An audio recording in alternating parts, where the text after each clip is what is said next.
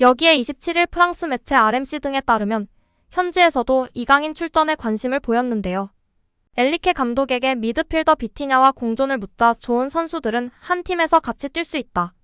이강인과 비티냐 같은 경우는 윙어와 미드필더가 가능하다. 두 선수 모두 선발로 출전할 수 있다. 둘은 공존할 수 있다라고 답했습니다.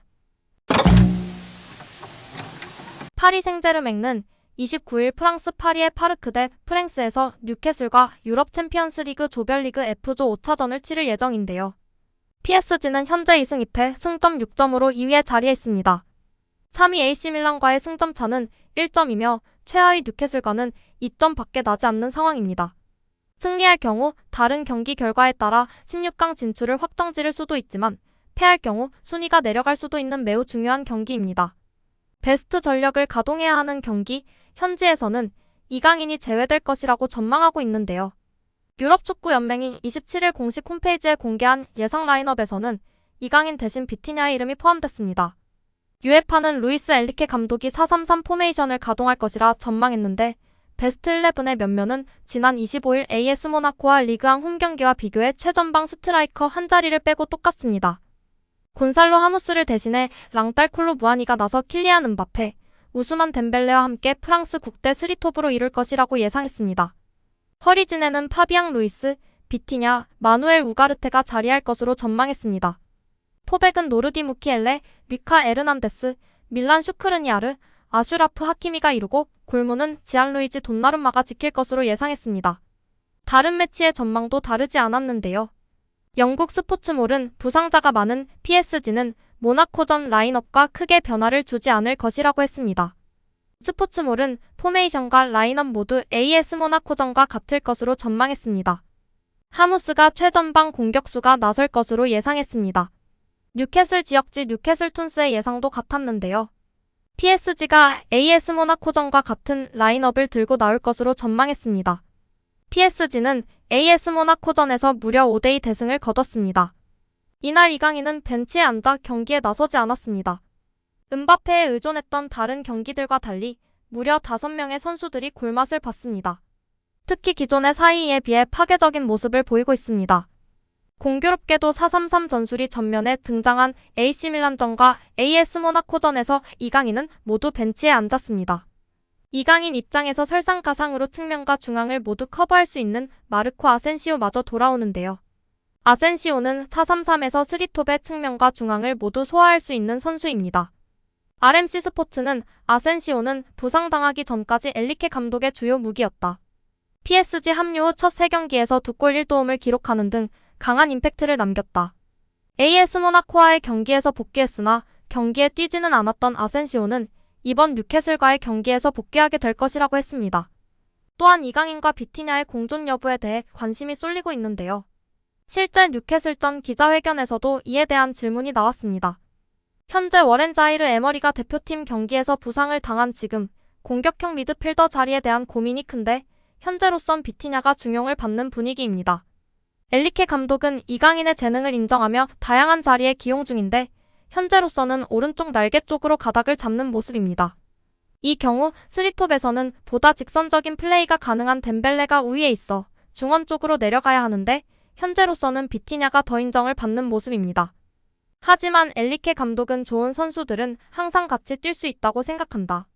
비티냐와 이강인 모두 윙어 미드필더로 뛸 수 있다.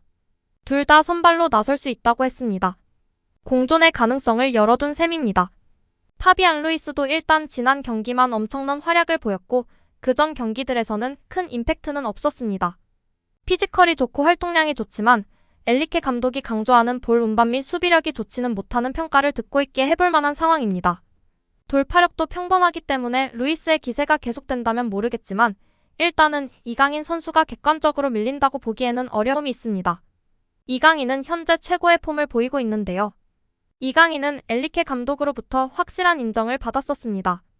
엔리케 감독은 측면은 물론 이강인을 가짜 9번으로 활용하기도 했습니다. 엔리케 감독은 좋은 선수들은 한 포지션 이상을 소화할 수 있다. 이강인은 그런 능력이 뛰어나다며 이강인은 이미 훈련할 때도 날 놀라게 한 선수다. 공을 거의 빼앗기지 않는다. 감독 입장에서도 이강인 같은 선수를 활용할 수 있다는 건 행운이라고 엄지를 치켜 올렸었습니다. 이강인은 A대표팀에서도 기세를 이어가는 환상적인 활약을 펼쳤습니다. 클린스만호의 에이스로 떠오른 이강인은 현재 2026년 북중미 월드컵 아시아 지역 2차 예선 싱가포르, 중국과의 2연전에서도 매경기 공격 포인트를 만들어냈습니다. 싱가포르전에서는 5골에 모두 관여하는 마법 같은 플레이를 선보였고 중국전에서도 차원이 다른 기량을 과시하며 손흥민의 헤더골을 돕기도 했습니다. 복귀 후 첫 경기였던 AS 모나코전에서는 체력 안배 차원으로 휴식을 취했는데요. 뉴캐슬전에서는 어떤 형태로든 경기에 나설 공산이 큰 상황입니다. 현재 주전 경쟁의 기류가 바뀌고 있는 상황에서 확실히 눈도장을 찍을 필요가 있습니다. 우리 구독자 여러분들의 생각은 어떠신가요? 안목 있는 행정가가 이강인을 찍었다. 그는 이강인을 데려오기 위해 많은 노력을 했다며 영입 성공담을 털어놨습니다. 파리 생제르맹 단장을 맡고 있는 루이스 캄포스의 얘기인데요. 최근 이강인이 PSG에서 리그와 챔피언스리그 데뷔골을 연달아 터뜨리면서 팀 내 주가가 치솟고 있습니다. 루이스 엔리케 PSG 감독도 기술이 아주 좋은 선수라며 이강인을 극찬한 적이 있죠. 그런 가운데 이강인을 데려오는데 공헌한 캄포스 단장이 이강인 영입 뒷얘기를 공개한 것인데요. 보통 선수 영입에 감독이 많이 개입하기 마련이지만 이강인이 PSG에 올 땐 사령탑 교체 와중이라 캄포스 단장의 역할이 컸습니다. 엔리케 감독도 이강인을 영입한 이는 내가 아니라 캄포스였다고 할 정도였습니다. 캄포스는 최근 PSG 연고지인 파리 지역 언론 르 파리지앵과의 이강인 영입을 위해 상당한 노력을 했다며 내 전술적 선호도에 이강인의 플레이 스타일이 맞아서 마음에 들었다고 밝혔습니다. 자세한 내용 함께 살펴보겠습니다. 이강인은 최근 활약으로 인해 큰 관심을 받으며 그의 영입에 대한 캄포스 단장의 평가와 PSG 선배들의 극찬까지 더해지고 있는데요. PSG의 전략 고문으로 활동 중인 캄포스는 최근 프랑스 파리에 위치한 소르본 대학에서 강연을 진행했습니다. 그는 소르본 대학 경제학 학생 200여 명 앞에서 축구 이적 시장에 대한 내용을 직접 강연했는데요. 그는 이번 이적 시장에서 PSG로 영입한 이강인도 강의 중 언급하며 화제가 되고 있습니다. 캄포스는 난 이강인 영입을 위해 열심히 일했다. 재무 파트에서 내게 이강인 영입의 특정 금액을 초과해선 안 된다고 말했다라고 말했습니다. 이어 축구적인 관점에서 보면 난 정말 이강인을 좋아한다.